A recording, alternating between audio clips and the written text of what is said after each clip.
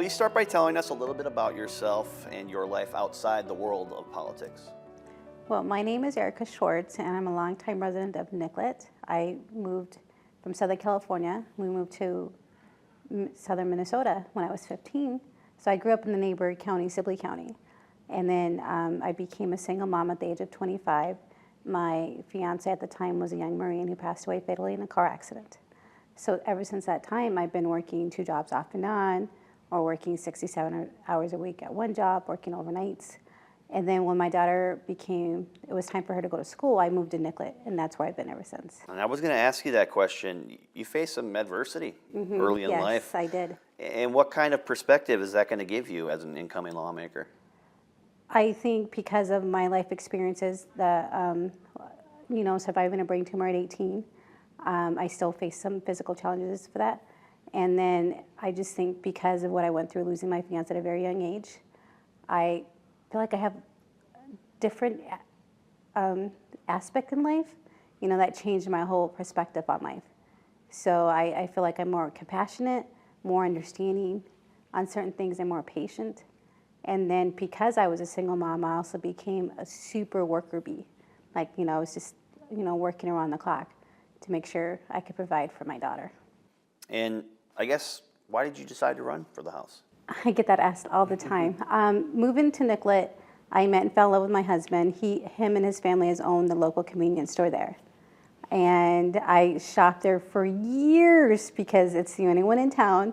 So me and my daughter would go there. That was our Friday night routine. We'd go get snacks, chips, sodas, and Friday night, my daughter was always my Friday night date. So I met my husband there and known just as your cashier person for years and years and years.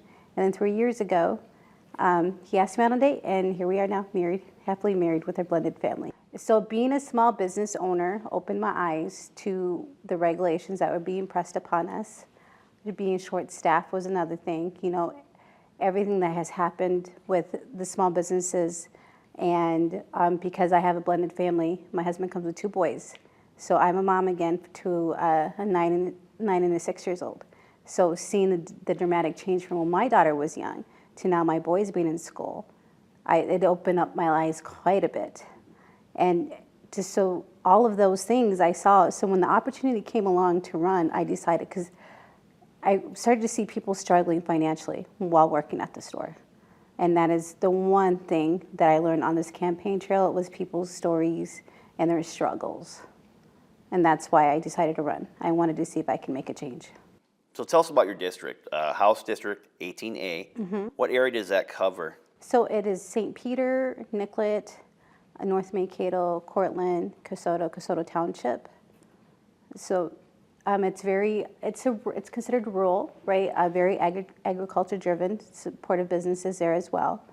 So we have small businesses, a lot of small business owners, and then agriculture. You kind of talked about it, but what is the top issue for you coming into this session? The top issue for me that I've noticed when at the doors or meeting, greeting people, even every day, because up until recently, I was working at my store full time. I'm the kitchen manager. So I would start my day, up by 4, at the store by 5, and I'm usually working till 1 and 2. And throughout my day, I would see people paying with coin just to get milk, bread, and gas. I couldn't tell you how many times these young people, they look like the age of early 20s, 18, 19 years old. They're buying gas, and they're paying with $2. They're buying $2 worth of gas, paying me in quarters. I recently had somebody, ask me how much a loaf of bread was. And she asked me how much orange juice was.